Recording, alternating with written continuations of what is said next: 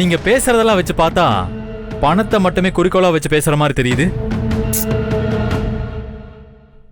எங்க கல்யாணம் ஆகாத என் தங்கச்சி வாழ்க்கையை தொலைச்சிட்டு நிக்கிறான்னு ஒரு ஆதங்கத்துல நான் பேசிட்டு இருக்கேன். நீங்க இப்படி எல்லாம் கேள்வி கேட்டுட்டு இருக்கீங்க. என்ன பார்த்தா உங்களுக்கு ஃப்ராட் மாதிரி தெரியுதா? சக்தி, நீ கொஞ்சம் பேசாம இரு. அம்மா கொஞ்சம் இருங்கம்மா. அதான் நம்ம பணம் தரோம் சொல்லிட்டோம்ல.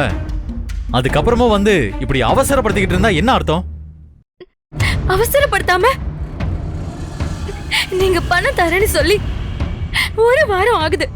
ஆனா இப்ப வரைக்கும் ஒரு போன் பண்ணி கூட என்ன ஏதுன்னு தகவல் சொல்லல.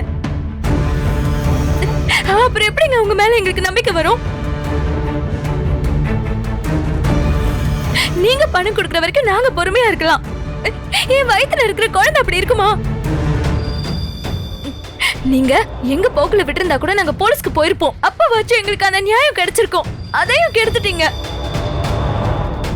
உங்க வீட்டு மாப்பிள்ளையார தான் என் தங்கச்சிக்கு இந்த நிலைமை. இங்க பாருங்க, அதெல்லாம் பழைய கதை. இப்ப அந்த ஆளு இந்த வீட்டு மாப்பிள்ளையும் கிடையாது, அவனுக்கும் இந்த வீட்டுக்கும் எந்த சம்பந்தமும் கிடையாது. பாத்தீங்களா, அவர் பண்ண தப்புக்கு நாங்க பொறுப்பு. அதுக்காக என்னென்ன பண்ணுமோ நாங்க பண்றோம்ட்டு அன்னைக்கு எவ்வளவு பேசிட்டு இப்ப நாங்க இப்படி பேசுறீங்க.